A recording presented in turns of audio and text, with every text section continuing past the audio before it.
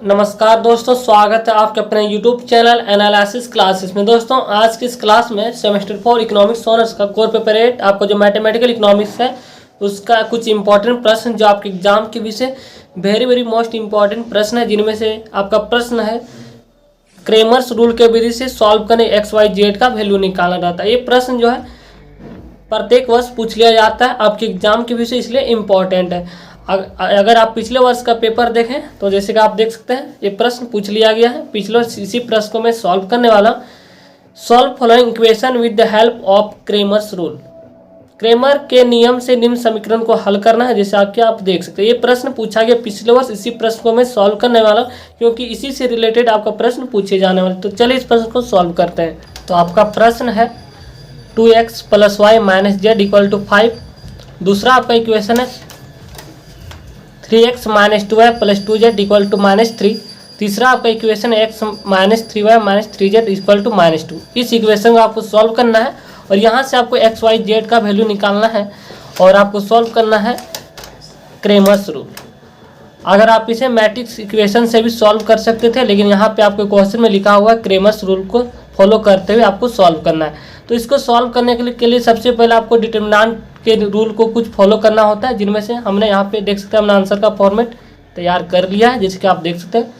तो let determinant form a determinant equal to आपका जो भी x y z में गुणांक है उस वैल्यू को हम यहाँ लिखें मैट्रिक्स के फॉर्म में, डिटर्मिनेंट के फॉर्म में। तो x का जो गुणांक है 2 है, जैसे कि आप देख सकते हैं। x का गुणांक 3 है और x का गुणांक 1 है, क्योंकि x × 1 यहाँ पे 1 छुपा रहता है, इसलिए हमने यहाँ पे 1 लिखा है। दूसरा आप y पर देखेंगे तो y को जो आपका गुणांक है 1 है, 2y का गुणांक आपका वैल्यू है -2 और y का गुणांक यहाँ पे -3। तीसरा है z का आपका गुणांक है -1, दूसरा आपका +2 और तीसरा आपका z का गुणांक -3। ये रहा आपका डिटर्मिनेंट का इक्वेशन। और ये जो XYZ से मल्टीप्लाई, इसलिए हमने यहाँ पे डिटर्मिनेंट के रूप में लिख लिया है इक्वल टू आपका जो वैल्यू है 5 - 3 - 2 इस रूप में लिखा जाता है। तो चलिए इसके लिए सॉल्व करने के लिए सबसे पहले आपको a का डिटर्मिनेंट निकालना पड़ता है और इसके बाद डिटर्मिनेंट D11 D12 और D3 निकालना पड़ता है। तो चलिए इसको हम सॉल्व करते हैं एक एक करके। तो सबसे पहले आपको डिटर्मिनेंट का वैल्यू निकालना पड़ता है, जैसे कि आप देख सकते हैं हमने लिख लिया 2 1 -1 3 -2 2 1 -3 -3। ये आपका डिटर्मिनेंट। तो इसको सॉल्व करना है। तो इसको सॉल्व करने से पहले अगर आप रो की तरफ से सॉल्यूशन करेंगे तो पहले इसको साइन देना पड़ता है प्लस माइनस प्लस। तो हमने यहाँ पे प्लस माइनस प्लस, तो प्लस इंटू माइनस तो माइनस ही होगा, तो माइनस रह जाएगा। तो इस डिटर्मिनेंट को सॉल्व करना है। तो चलिए इसको हम सॉल्व करते हैं। 2 बाहर आ जाएगा और इसका सॉल्व करने का तरीका है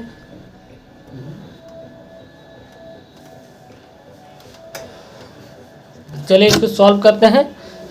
-2 × -3 आपका होगा 6 माइनस 2 × -3 तो -6 हो जाएगा और -6 और माइनस यहाँ पे प्लस हो जाएगा। नेक्स्ट है -1 3 × -3 -9 -2 × 1 2 -1 × 3 × -3 आपका -9 होगा माइनस और -2 × 1 -2 -2 और चलिए इसके बाद हम लिख लेते हैं। तो माइनस माइनस क्या हो जाता है प्लस, इसको आप डायरेक्ट यहाँ पे प्लस लिख सकते हैं।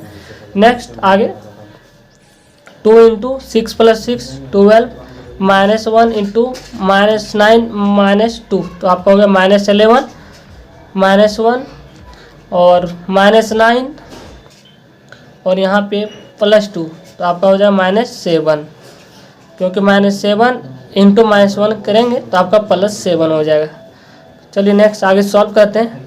2 × 12 24 माइनस और माइनस माइनस क्या हो जाएगा प्लस 1 × 11 11 +7। तो अब इसको ऐड करना है।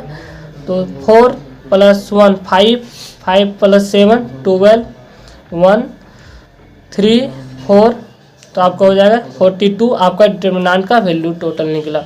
तो चलिए अब इसको आगे सॉल्व करते हैं क्रेमर रूल्स के फॉलो करते हुए XYZ। तो आप लिखेंगे यहाँ पे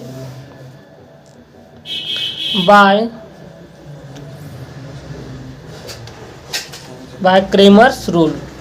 इस विधि को फॉलो करते हुए आपको सॉल्व कर। इसके लिए आपका फॉर्मूला होता है x/d1। इसी पर हम सब वैल्यू को पुट करेंगे equal to y/d2 equal to Z/D3 equal to होता है 1/डिटर्मिनेंट ऑफ ए। सभी को इसी मेथड से आगे हम सॉल्व करते हैं। तो चलिए पहले D1 निकालते हैं, D2 निकालते हैं और D3। तो D1 निकालने के लिए भी चलिए इसको बताते हैं D1 कैसे आप निकाल सकते हैं। तो चलिए अब हम इसको D1 निकालने वाले। तो D1 निकालने के लिए आपका जो भी वैल्यू है एक्स वाई जेड का जो आपका बाहर में वैल्यू, इसी को D1 में बैठाएंगे, इसी को D2 में लिखेंगे, इसी को D3 में लिखेंगे। तो चलिए देखते हैं कि करके हम इसको मान को पुट करते हैं। तो D1 निकालने के लिए आप यहाँ पे इस वैल्यू जो दिया इसको हम यहाँ पर पुट करेंगे और ये जो वैल्यू है सेम रह जाएगा। नेक्स्ट बार D2 निकालेंगे तब इसी वैल्यू को हम यहाँ पर पुट करेंगे और ये जो वैल्यू है यही रह जाएगा। अगर हम D3 निकालते हैं तो यहाँ पे D3 का वैल्यू पुट करेंगे और D1 और ये जो वैल्यू है सेम रह जाएगा। तो चलिए एक एक करके हम यहाँ पे सॉल्व करते हैं।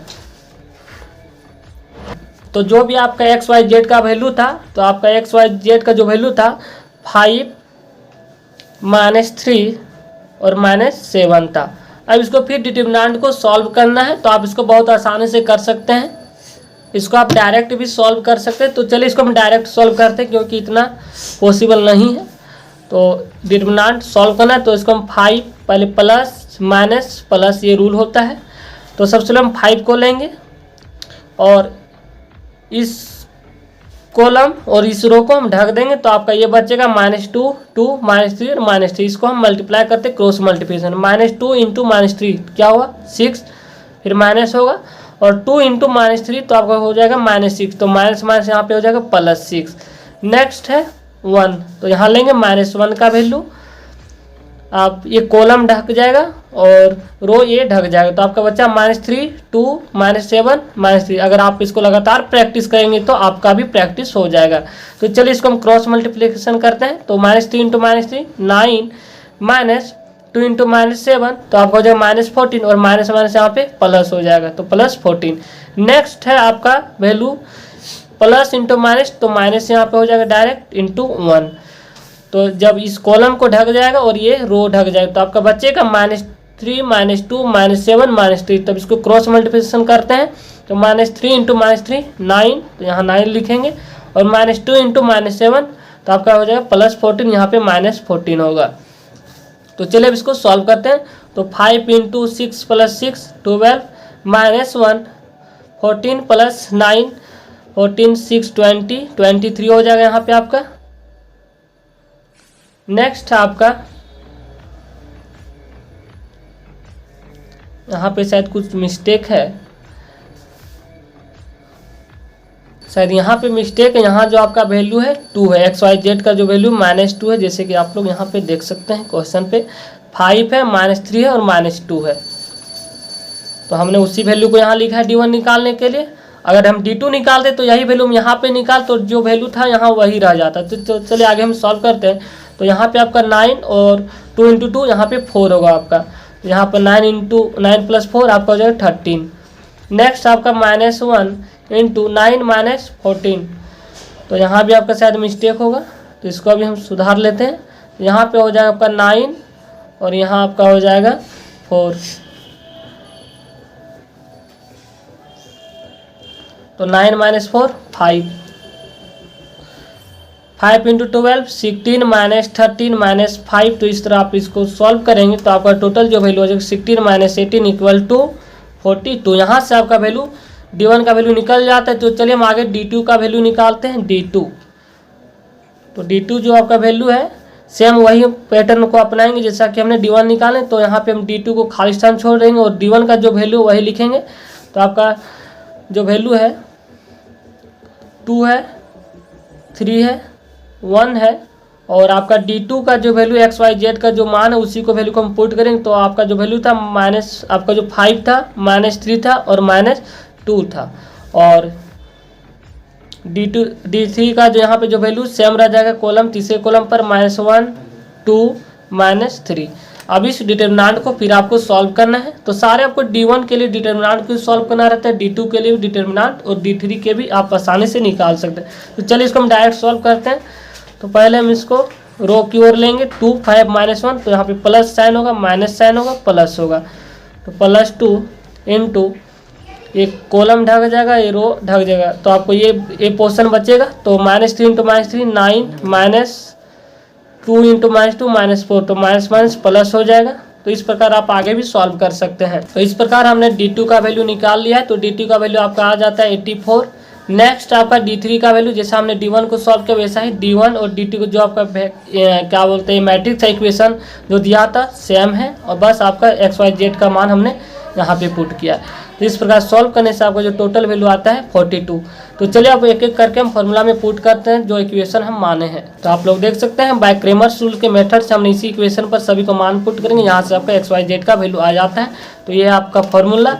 तो हमको वैल्यू निकाल x1 by D1 equal to लिखेंगे 1 बाई डिटर्मिनेंट ऑफ ये, इस तरह x इक्वल टू का वैल्यू जो भी होगा उसको लिखेंगे। ये था आपका formula x1 equal to D1 by equal to 1 by determinant of ये, इसलिए हमको x1 का वैल्यू चाहिए यानी कि x का वैल्यू। तो x इक्वल टू यहाँ पे लिखेंगे डिटर्मिनेंट यानी कि D1 बाय डिटर्मिनेंट ऑफ ये, इसी पर मान पुट करेंगे। तो D1 का जो वैल्यू आपका आया था, तो आपका जो D1 का वैल्यू आया था 42 है, और नेक्स्ट आपका जो D2 का वैल्यू है 84 है, और D3 का जो आपका वैल्यू आया है 42 है। तो एक एक करके हम मान को पुट करते हैं, तो एक एक करके मान आपका निकल जाएगा XYZ। तो आपका D1 का वैल्यू था 42 और डिटर्मिनेंट ऑफ ए का आपका वैल्यू आया 42, एक कट के 1 आ जाएगा, तो आपका ये राइट आंसर x का वैल्यू निकल गया। इसी पर y को निकालेंगे, तो y equal to D2 by determinant of ये। तो D2 का आपका जो वैल्यू था 84 था, 84 बाय डिटर्मिनेंट ऑफ ए का वैल्यू 42 था, एक कट जाएगा तो आपका 2 आएगा यहाँ पे। नेक्स्ट है XYZ, Z का वैल्यू, तो Z का D3 बाय डिटर्मिनेंट ऑफ ये। तो D3 का आपका जो वैल्यू आया था, चलिए देखते हैं D3 का क्या वैल्यू था। तो आपका D3 का जो वैल्यू था -42 था बाय डिटर्मिनेंट ऑफ ए का वैल्यू 42, तो ये कट जाएगा तो आपका आएगा -1। तो इस प्रकार आप XYZ का वैल्यू निकाल सकते हैं इस प्रकार। तो थैंक यू गाइज, अगर आप हमारे चैनल पर नए तो चैनल को सब्सक्राइब कर लीजिए ताकि आपको आने वाला वीडियो का नोटिफिकेशन समय पर मिल सके। अगर आपने पिछले वीडियो को नहीं देखा, उस वीडियो में हमने इनवर्स ऑफ मैट्रिक्स को सॉल्व किया है, ये भी इंपॉर्टेंट प्रश्न है। तो नीचे डिस्क्रिप्शन बॉक्स से नीचे लिंक दिया, आप वहाँ से भी देख सकते हैं। Thank you.